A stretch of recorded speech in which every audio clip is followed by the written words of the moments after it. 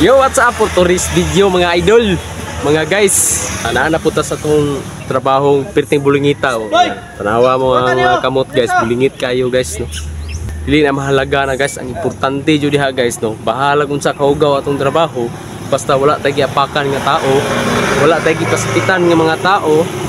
Importante di ta mangawat. Bahala ko istorya.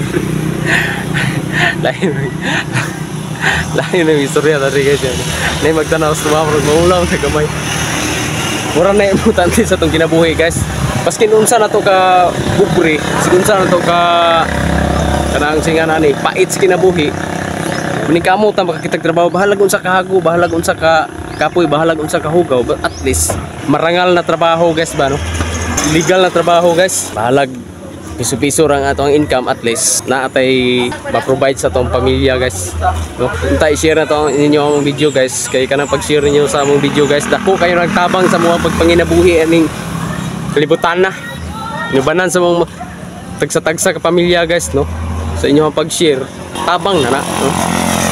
Dili na ingon nga tabang sa pag-vlog, kundi tabang na sa mga panginabuhian guys. Tabang na sa mga para maka-income ba kay kanang iyo pag-share guys. Once nga na makakita dito nga nahanglan og mga magtrabaho ug balay, makitaan siyempre mo-PM sa kuha. Katong kinsa tong naka-share ato guys, dako kay to tabang sa buha, no? Dako kay mag points taas.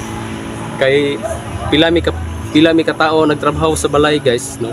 Almost 20 mi ka buok guys. 20 pud ka pamilya ang inyong natabangan sa inyong pag-share sa mga video guys. Kana lang siguro, daghang salamat.